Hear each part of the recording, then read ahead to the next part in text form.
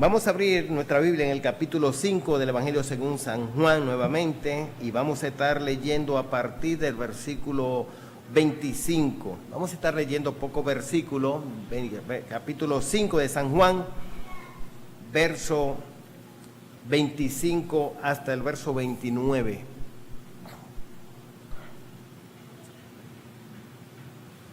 Dice así la palabra de Dios: de cierto os digo, viene la hora, y ahora es, cuando los muertos oirán la voz del Hijo de Dios, y los que la oyeren vivirán. Porque como el Padre tiene vida en sí mismo, así también ha dado al Hijo el tener vida en sí mismo. Y también le dio autoridad de hacer juicio por cuanto es el Hijo del Hombre. No os maravilléis de esto, porque vendrá hora cuando todos los que están en los sepulcros oirán su voz, y los que hicieron lo bueno saldrán a resurrección de vida, mas los que hicieron lo malo a resurrección de condenación. Que el Señor bendiga su palabra en nuestros corazones. Al otro día de el anuncio del fallecimiento de Fidel Castro, salió en el Listín Diario un titular que dice: Fidel pasa la última prueba de fuego, la cremación. Fidel pasa su última prueba de fuego, la cremación. A mí me llamó mucho la atención, me impactó, y conociendo la figura de el director del Listín Diario, Franjul, que estuvo en Televida y es muy amigo del cardenal, me llamó la atención que él dejara pasar ese titular: Fidel pasa su última prueba de fuego, la cremación. Y a veces soy inquieto cuando leo cosas así y la comparto con mi esposa. Le dije: amor, mira este titular, ¿qué te parece? Eunice, mira, ¿qué te parece? Esa no es la última prueba de fuego. Esa no es la última prueba de fuego para ninguna persona, para ningún ser humano. Uno quisiera que fuera así, que la cremación fuera su última prueba de fuego. Si fuera así, todos optaríamos, no importa el costo, por ser cremado, nuestra última prueba de fuego, pero esa no es la última prueba de fuego. Luego supimos la noticia de un destacado médico, cirujano plástico, el doctor Héctor Herrán, director de un centro de cirugía plástica. Además, él era profesor universitario en el hospital docente del seguro, como se le llama, Salvador Gautier. Es decir, una eminencia en reconstrucción de mano. Él, en pocos minutos, en una avioneta que tuvo un accidente en Constanza, él perdió la vida. Y uno tiene que imaginarse cuánto cuesta hacer a un cirujano, cuánto cuesta hacer ya a una persona de la talla de él, cuánto cuesta. Y es lamentable que generalmente cuando se piensa en la muerte de una persona se piense así, como yo estoy expresando: cuánto cuesta, qué tiempo duró ese señor preparándose, y la dedicación y la necesidad que tiene este país de tener gente como él en preparación para el país que tal vez está en el primer lugar en la bolita del mundo con personas accidentadas en tránsito. Cuánta gente pierde sus miembros, y él murió en pocos minutos. Y uno piensa: ¿y qué? Yo, que soy curioso, leyendo Luctuosa, será velado en la funeraria Blandino y su cuerpo será sepultado en el cementerio nacional de la avenida Máximo Gómez. me dice él, y que lo pasaron por allá por Centro Médico UCE, donde había ejercido, y quién sabe cuántas ceremonias más. Y esa es la vida, a sus 58 años, esa es la vida de un ser humano. Hasta ahí llegó. ¿Qué pasó? Todos los jóvenes de seguro que recuerdan a Oscar Taveras, el número uno, el prospecto número uno de la Grande Liga en su época. Le esperaba un jugoso contrato de dinero, de dólares en la Grande Liga. Un día, con un juego en la final, lo sacan del dugout y como emergente y da un jonrón, así, eso se queda ahí grabado para la historia. Y él se monta en su, creo que era un Camaro, a una alta velocidad, Gaspar Hernández o Cabarete Sosúa, y él pierde la vida con su novia. Y la gente comienza a lamentarse, oye, pero tenía el futuro asegurado de su vida, de toda su familia, y lo echó a perder en un momento. Todo se perdió. Vinieron una comisión de los cardenales de San Luis a despedir el cuerpo sin vida de Oscar Taveras. Se perdió todo. Historia. Luego supimos de José Fernández, se llamaba, un lanzador que esperaba tener un contrato jugoso, destacado lanzador, pero a alta velocidad en un yate pierde la vida instantáneamente. Y uno se pone a pensar en eso, y uno está pensando en gente de renombre que están en el vigor de su vida y pierden la vida aquí. Pierden la vida sencillamente de una manera boba, uno dice, instantánea, de poca cosa. ¿Qué busca un funcionario del gobierno en un Ford-Wheel un día por Dajabón y él pierde la vida? Y así uno pudiera mencionar y recordar de gente. Y usted y yo, que somos cristianos, que somos evangélicos, que creemos en Dios, que creemos en la Biblia, debemos tener alguna orientación clara, y que si me toca a mí mañana, si yo muero, si se me muere un pariente cercano, ser querido mío, ¿qué va a pasar? ¿Qué va a pasar? ¿Qué va a ser de mí? Cuando yo era un niñito de escaso conocimiento, yo resolvía el problema de la muerte de mi padre. Si mi papá se muere, ¿qué yo hago? ¿Cómo me hago yo si mi papá se muere? Mi mamá había muerto, ¿qué? Bueno, me muero también, ya está resuelto. Es como un niño resuelve su problema, y me muero atrás, y ya. Yo nunca pensé matarme, pero sí, él se murió, me muero yo. Entonces, muchos niños me imagino que harán eso. Y usted y yo debemos pensar realmente que hay algo que tenemos seguro. ¿Qué es lo que tenemos seguro? Que nos vamos a morir. La paga del pecado es muerte. El alma que pecare debe morir. Está establecido para los seres humanos que mueran una sola vez y después el juicio. Eso es una cosa segura.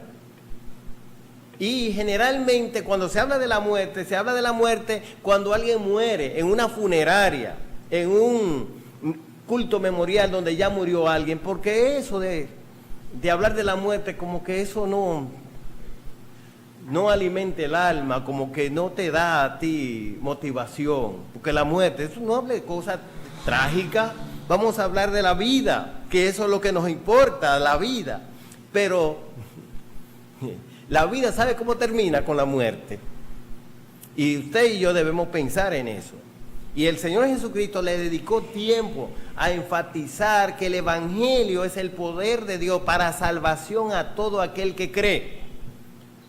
A enseñar que Él es el camino, la verdad y la vida, y que nadie viene al Padre sino por Él.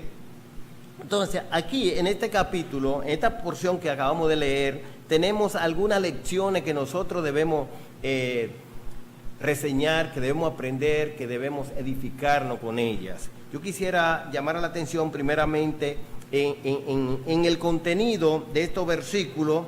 Dice el versículo 25, de cierto os digo, viene la hora y ahora es cuando los muertos oirán la voz del Hijo de Dios y los que la oyeren vivirán.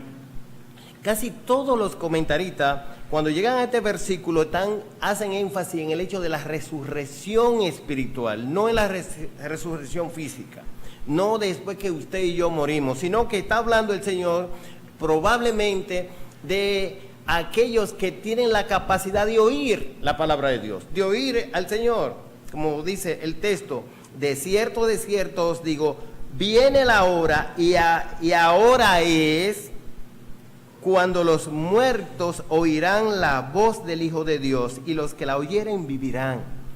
Es decir, no está hablando de muertos en los sepulcros como más adelante vamos a ver, sino de muertos espirituales. ¿Quiénes? Dice la palabra de Dios que Dios nos dio vida en Cristo cuando estábamos muertos en nuestros delitos y pecados, porque la muerte significa separación y todos los seres humanos nacemos en enemistad con Dios, separados de Dios, por lo tanto espiritualmente nacemos muertos. De ahí que el Señor, ilustrando el arrepentimiento de una persona, usa esa figura de la muerte a la vida. El hombre, el padre de familia, en la parábola del hijo pródigo, él dice, mi hijo muerto era y ha revivido. Tu hermano muerto era y ha vuelto a la vida. Y usted y yo, cuando pusimos nuestra confianza en Cristo Jesús, eso fue lo que ocurrió.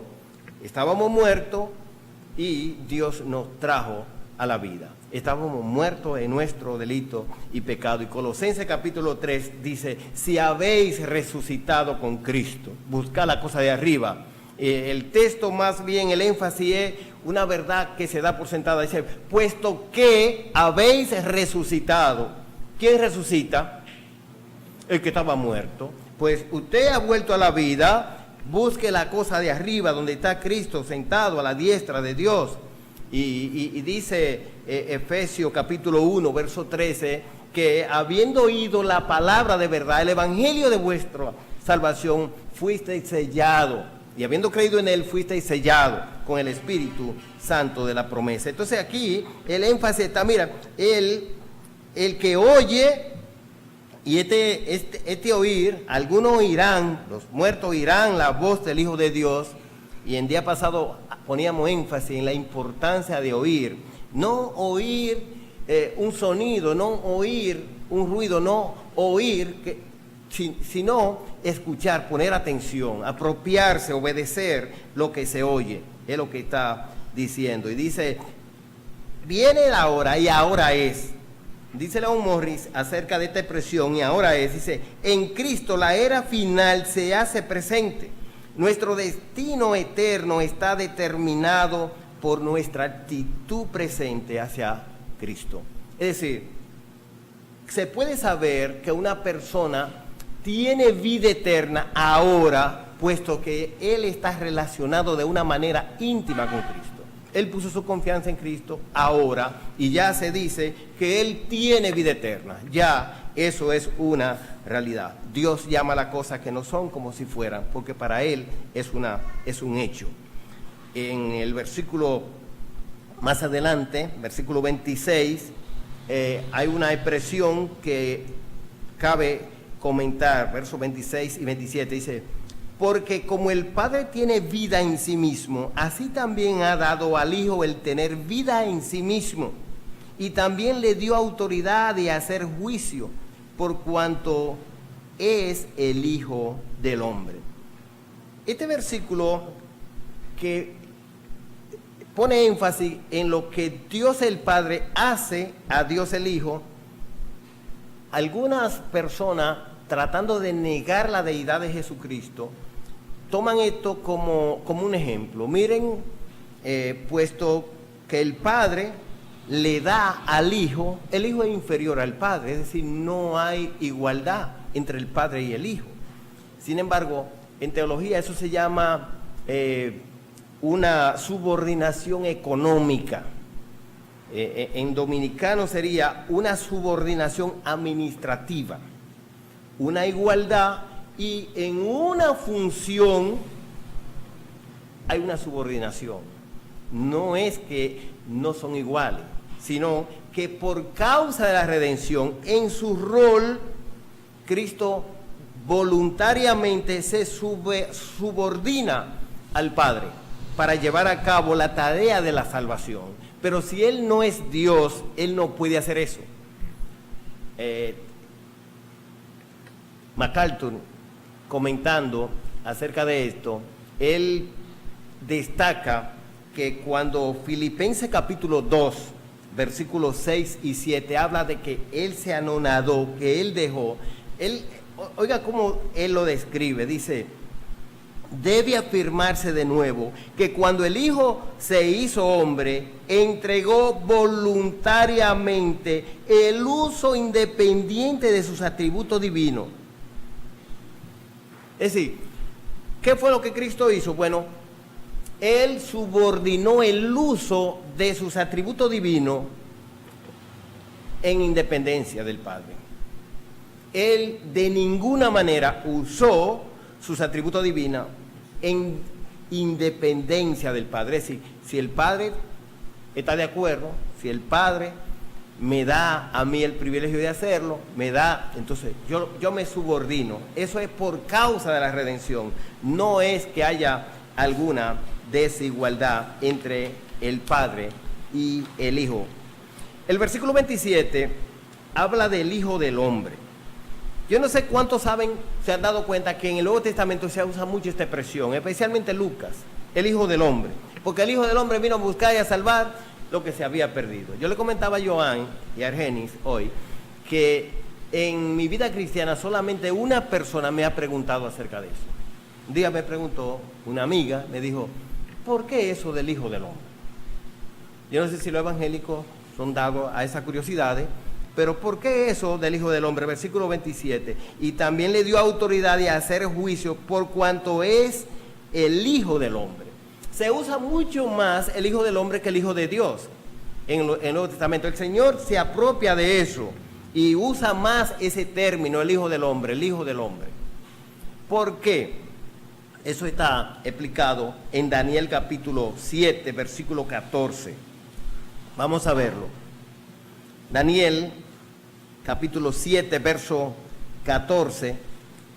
Usted sabe que el profeta Daniel habla de las cosas futuras y él predice el reino mesiánico de Cristo y habla del Mesías. Entonces, en el versículo 14, hablando Daniel de lo que él vio, vamos a agarrar el contexto más amplio. Versículo 13 dice: miraba yo en la visión de la noche, y he aquí que con las nubes del cielo venía uno como un hijo de hombre, que vino hasta el anciano de días, y le hicieron acercarse delante de él, y le fue dado dominio, gloria y reino, para que todos los pueblos, naciones y lenguas le sirvieran. Su dominio es dominio eterno, que nunca pasará, y su reino uno, que no será destruido. Daniel tiene una visión de 4 bestias, salvajes, horribles. Y también tiene una visión de una imagen, de una estatua, representada en 4 metales: cabeza, ¿de qué era la cabeza? De oro. Pecho y vientre de plata, y aquí está, ¿cómo se llama? De bronce, y los pies de hierro y barro cocido, ligado con barro cocido. Y él da una explicación acerca de la historia de la raza humana a partir de ahí. Es decir, el reino medo-persa, babilónico luego el reino medo-persa, luego el imperio griego y luego el imperio romano. Y eso está claro en la Biblia y está claro también en la historia. Y la forma final del gobierno de los romanos. Entonces, en la era de esos días, los 10 dedos que representan 10 naciones, dice, en esa época surgirá, intervendrá el Mesías. Entonces, aquí generalmente se reseña el hecho de que por qué una estatua brillante, esplendorosa, y por qué fiera, salvaje. Dicen generalmente algunos escritores como Carballosa, bueno, la manera de Dios ver la cosa, los gobiernos humanos, son muy diferentes a como lo ven los seres humanos. Para Nabucodonosor, para Daniel, los reinos de la tierra es como una estatua, como una imagen brillante y de metales preciosos. Pero para Dios, los reinos de la tierra son fieras salvajes. Son fieras salvajes. Esa es la visión. Y por eso Daniel tiene esas dos visiones. Fiera salvaje para Dios, para la gente algo brillante.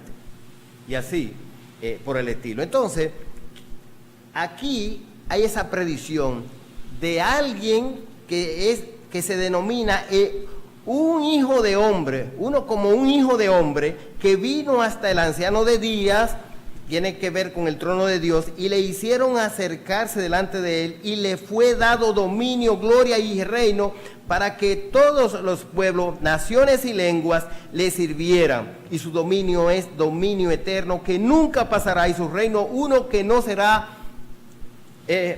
destruido. Los judíos se desarrollaron con esa conciencia de que el Mesías se denomina como el Hijo del Hombre. Cuando venga el Mesías, el Hijo del Hombre, cuando venga el Mesías, el Hijo del Hombre, el Mesías prometido, el Redentor que va a reinar por los siglos de los siglos, y viene Cristo y dijo, yo soy el Hijo del Hombre. El Hijo del Hombre, el Hijo del Hombre. Y los judíos le odiaban, dicen, pero este se atribuye poderes divinos, él se hace Dios, hay que deshacerse de él, es un blasfemo, hay que matarlo.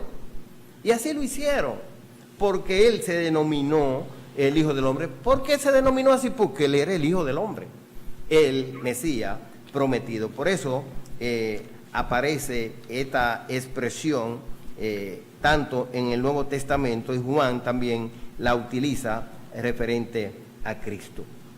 Ahora, aparece también destacándose la resurrección física de los seres humanos, de una manera especial del creyente como también de los incrédulos.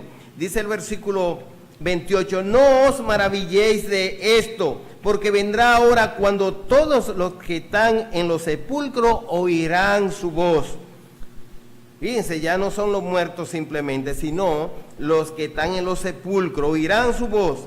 Y los que hicieron lo bueno saldrán a resurrección de vida, mas los que hicieron lo malo a resurrección de condenación. El Señor Jesucristo explicó qué es eso de hacer lo bueno. ¿Qué debemos hacer para poner en práctica las obras de Dios? Y dijo el Señor en el capítulo 6 del Evangelio según San Juan, esta es la voluntad de Dios, que creáis en el que Él ha enviado. Esa es la voluntad de Dios. Entonces, la obra de Dios es creer. Ahora, como el creer se manifiesta por el hacer, da lo mismo decir lo que usted hace, sus obras, son las que te juzgan, son las que ponen en evidencia lo que usted es. Y entonces se habla de lo que hicieron los buenos y de lo que hicieron los malos. Y aparece en Apocalipsis así también, y fueron juzgados según sus obras. Porque eso es lo que se ve. Y eso que se ve es lo que usted es en esencia. Y eso es lo que usted cree. Eso no es un asunto de apariencia, es un asunto de realidad. Entonces, aquí está hablando de eso de resurrección física. Hermanos y hermanas, la Biblia nos da aliento, nos da esperanza. Y dice el Señor, miren, no se maravilla, ustedes están maravillando de todo lo que yo digo. Pues miren, ¿qué si yo le digo más? No se maravillen de esto, porque vendrá hora cuando todos los que están en los sepulcros oirán su voz, y los que hicieron lo bueno saldrán a resurrección de vida, más los que hicieron lo malo a resurrección de condenación. Es lamentable que en diferentes tratos del cristianismo, gente que se denomina cristiano, no se enfatice la resurrección de entre los muertos. Hay algunos que creen en Dios y no creen en la resurrección. Eso es un contrasentido. Usted no puede creer, es como usted decir yo creo en Dios y no creo en la Biblia. Es como decir yo te creo pero no creo lo que tú dices. Y eso es un sentido, una contradicción. Entonces no puede haber cristiano que no crea en la resurrección. Eso no puede ser, es un absurdo. Porque la fe cristiana se derrumba si no hay resurrección. El Señor Jesucristo enfatizó: yo soy la resurrección y la vida. El que cree en mí, aunque esté muerto, vivirá. Y todo aquel que vive y cree en mí no morirá eternamente. De manera que el creyente tiene que tener eso bien claro en su mente, en su corazón, y debe ser consuelo para su alma. Los tesalonicenses atravesaban por una situación engorrosa de dolor por la pérdida de sus seres queridos. Y el apóstol le escribe que no se inquieten. Tampoco queremos, hermanos, que ignoréis acerca de los que duermen, para que no se entristezcan como los otros que no tienen esperanza. Porque si creemos que Jesús murió y resucitó, también traerá Dios con Jesús a los que durmieron en Él.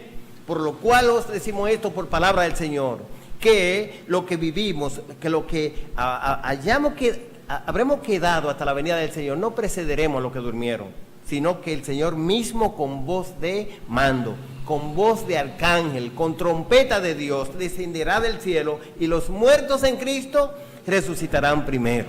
Luego nosotros los que vivimos, los que hayamos quedado, seremos arrebatados en la nube para recibir al Señor en el aire. Y así estaremos siempre con el Señor. ¿Y ustedes han oído eso siempre en un funeral?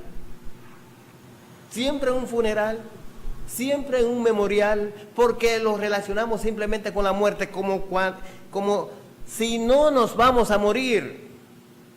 No hable de eso. Pues mire, hermano, usted y yo tenemos que prepararnos para eso. Para no volvernos locos cuando se nos muera alguien, para no volvernos locos cuando se nos anuncie que tenemos una enfermedad maligna y que no vamos a vivir por mucho tiempo. Y debemos estar preparados para eso. Usted dice, es difícil, mi esposa se ríe. Es decir, lo del púlpito.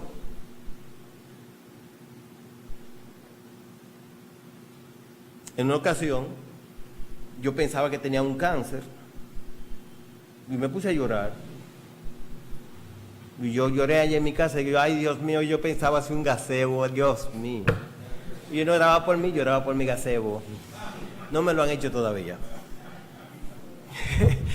Porque yo sé que he creído, yo voy para el cielo, pero yo quiero un gazebo antes de morir, para llevar a mi gente. Toda mi familia es testigo de que yo no lloré por mí, fue por mi gazebo. Pero todos nosotros tenemos que estar conscientes de esa realidad. El Señor nos alienta acerca de las verdades esenciales del Evangelio, que es la resurrección de los muertos. Abraham, dice la Biblia, que creyó en que Dios es poderoso para resucitar a su hijo Isaac de entre los muertos. Desde donde en sentido figurado lo recibió. Es decir, cuando él va al monte Moría a ofrecer a Isaac, él pensó, bueno, si en este que va a ser bendita toda la familia de la tierra, y el que me lo dio, me lo prometió, me lo garantizó, él lo va a resucitar de los muertos, porque ahora me dice que lo sacrifique. Así, pues lo sacrifico. Y él fue y lo amarró y le puso la leña, agarró el cuchillo y Dios tuvo que detenerlo. No, espérate ya. Él estaba seguro de que Dios es poderoso para resucitar a los muertos. Por eso se le llama el padre de la fe, porque él creyó en Dios y le fue contado por justicia. Y usted y yo tenemos que aprender a creerle a Dios y estar tranquilo. Vamos a llorar, sí, pero no como los otros que no tienen esperanza. Porque Dios nos habla de eso. ¿Qué dice el apóstol Pablo a los Corintios? Que habían cristianos en Corinto que no creían en la resurrección. Y dice, pues mire, si no hay resurrección de muertos, nosotros los cristianos somos los más dignos de conmiseración de todos los seres humanos. Es decir, somos los más miserables, somos los más dignos de lástima. ¿Por qué? ¿Para qué fue que nos convertimos? ¿Fue para vivir aquí y ya? No, nosotros es para el cielo que vamos. La vida aquí es pasajera, se puede durar 100 años. Hay un chino que tiene casi 200. Entonces, bueno, pero se va a morir. Y se va a morir. Entonces, la palabra de Dios es enfática. Vamos a leer un poquito de 1 Corintios 15 para que oigamos el eco. Había un pastor de la Iglesia Evangélica Dominicana que decía, el cristiano, si le hablan en contra de la resurrección de los muertos, él se le cuadra el puño inmediatamente, porque eso es contra el fundamento de la fe cristiana. Dice el versículo 14, y si Cristo no resucitó, vana es entonces nuestra predicación, vana es también vuestra fe. Y somos hallados falsos testigos de Dios, porque hemos testificado de Dios que Él resucitó a Cristo, al cual no resucitó, si en verdad los muertos no resucitan. Porque si los muertos no resucitan, tampoco Cristo resucitó. Y si Cristo no resucitó, vuestra fe es vana, aún estáis en vuestros pecados. Entonces también los que durmieron, es decir, los que murieron en Cristo, se perdieron. Si en esta vida solamente esperamos en Cristo, somos los más dignos de conmiseración de todos los hombres. Qué bueno. Más ahora Cristo ha resucitado a los muertos, primicia de los que durmieron es hecho. Es decir, esa es la esencia de la fe cristiana. Eso es lo que nos da aliento. Como decía David, este Dios es el Dios nuestro. Él nos guiará aún más allá de la muerte. Job, en medio de la aflicción, perdió sus hijos, perdió sus bienes, perdió su salud. Y él dijo, yo sé que mi Redentor vive y aún se levantará sobre el polvo. Y después de ver esta deshecha mi carne, yo he de ver a Dios y lo veré por mí mismo. Él estaba seguro. Y él podía decir, aunque Él me matare, en Él esperaré. Usted y yo, eso es lo que hemos creído. A lo mejor nunca vamos a conseguir lo que estamos pensando. Bienestar económico, una buena casa, un buen carro, a lo mejor nunca, pero la muerte es segura. Eso está seguro, eso no tiene que preocuparse nunca por eso. Porque eso llega. ¿Qué es lo que tenemos que estar? Nosotros conscientes de que para el cielo que vamos. El apóstol Pablo, ese era su gran consuelo. En la carta a los Filipenses, capítulo 1, preso en una cárcel que uno no se imagina cómo era. Dice en el versículo 20 de capítulo 1 de la carta a los Filipenses, conforme a mi anhelo y esperanza de que en nada seré avergonzado, antes bien, con toda confianza, como siempre ahora también será magnificado Cristo en mi cuerpo, o por vida o por muerte. Porque para mí el vivir es Cristo y el morir es ganancia. Mas si el vivir en la carne resulta para mí en beneficio de la obra, no sé entonces qué coger. Porque de ambas cosas estoy puesto en estrecho, teniendo deseo de partir y estar con Cristo, lo cual es muchísimo mejor. Pero quedar en la carne es más provechoso, o es más necesario, no por mí, dice el apóstol, por causa de vosotros. Es decir, él dice, mi vida es Cristo, ahora morir es ganancia. Para ustedes es más provechoso que yo me quede, pero para mí no, es muchísimo mejor que yo me vaya. Entonces, el creyente tiene que estar consciente de esa realidad. Y cuando va más adelante en el capítulo 3, habla con dolor de algunos capítulo 3, verso 18, porque por ahí andan muchos de los cuales os dije muchas veces y aún ahora lo digo llorando, son enemigos de la cruz de Cristo, el fin de los cuales será perdición, cuyo Dios es el vientre, cuya gloria es su vergüenza, que solo piensa en lo terrenal, mas nuestra ciudadanía está en los cielos, de donde también esperamos al Salvador, al Señor Jesucristo, el cual transformará el cuerpo de la humillación nuestra para que sea semejante al cuerpo de la gloria suya, por el poder con el cual puede también sujetar a sí mismo todas las cosas. ¿Qué es lo que está diciendo el apóstol Pablo? ¿Ustedes saben por qué el sol se mantiene ahí?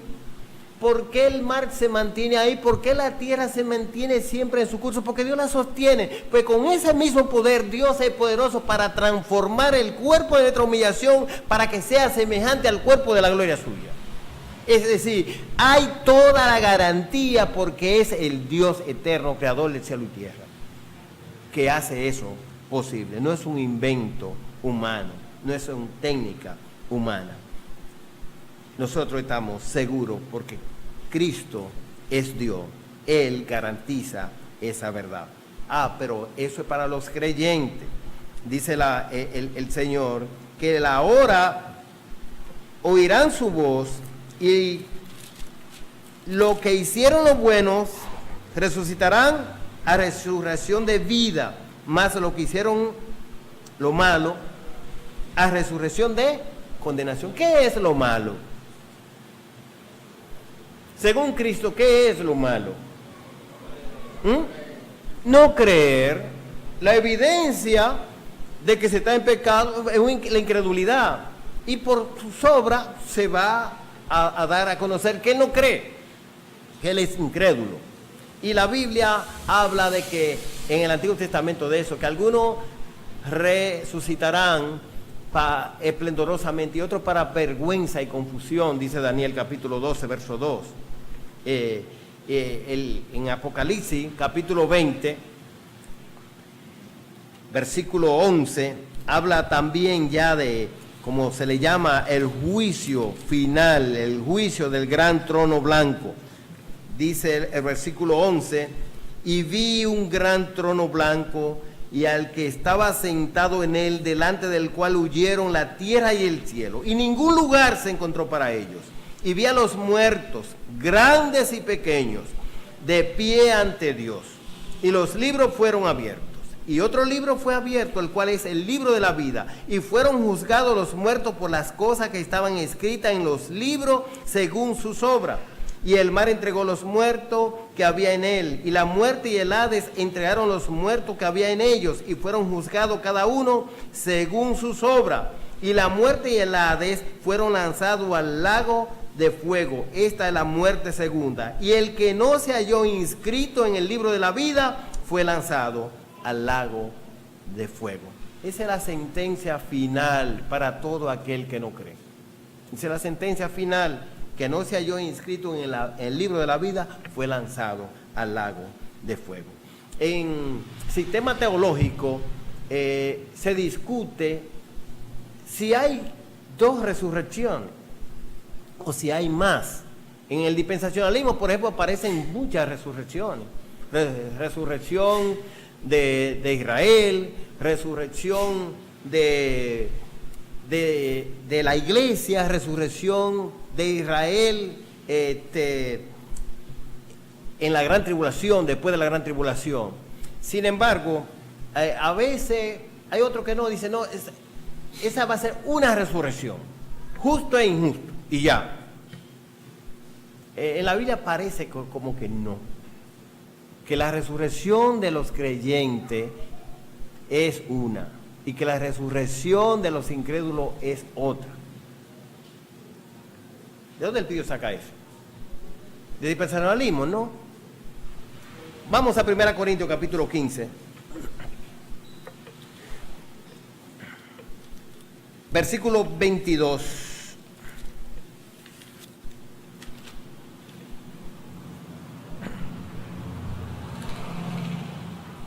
Porque así como en Adán todos mueren, también en Cristo todos serán vivificados.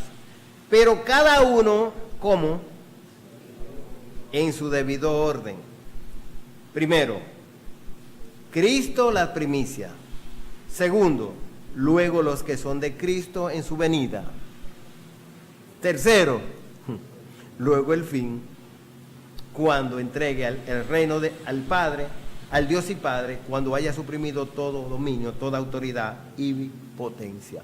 Es decir, que la resurrección de los creyentes tiene un lugar especial. La resurrección de los perdidos, según lo que parece indicar en la Biblia, es que tiene un lugar especial. ¿Cuándo van a resucitar los creyentes? ¿Cuándo? Cuando Cristo venga, resucitarán primero. Y los que quedamos, vamos a ser arrebatados con ellos en la nube. Luego viene el caos aquí. Eso es lo que uno como percibe como buen dispensacionalista. Uno cree que vendrá el caos aquí, paz y seguridad, y luego vendrá destrucción repentina. Y después de la gran tribulación, entonces sí habrá la resurrección de Israel con todos los santos del Antiguo Testamento. Así lo cree el Pidio, así lo cree MacArthur. Los reformados no creen eso. No creen eso. Ellos se ríen de eso. Pero nosotros creemos eso así. No peleéis con nadie por eso. No. Un día le dije al pastor Marco Peña, le dije, miren, nosotros estaremos en el milenio y ustedes se van a perder del milenio, 1000 años disfrutando del milenio. Y él me dijo, nosotros lamentamos mucho que nosotros vamos a estar en el cielo mientras ustedes estén 1000 años aquí en la tierra. Fue un almuerzo muy, muy jocoso, muy ameno, pero no peleen por eso, no vamos a pelear por eso. La Biblia parece indicar que sí hay un reino milenial y nosotros, no sé cómo vamos a estar nosotros los santos de la iglesia, pero la Biblia parece indicar eso. Ahora nosotros, dice la Biblia, que debemos alentarnos y consolarnos con esta palabra. Hay resurrección para este cuerpo. Dios lo va a glorificar y viviremos por toda la eternidad. Por toda la eternidad. Ojalá que nosotros seamos fortalecidos y animados con esta palabra. Que así sea.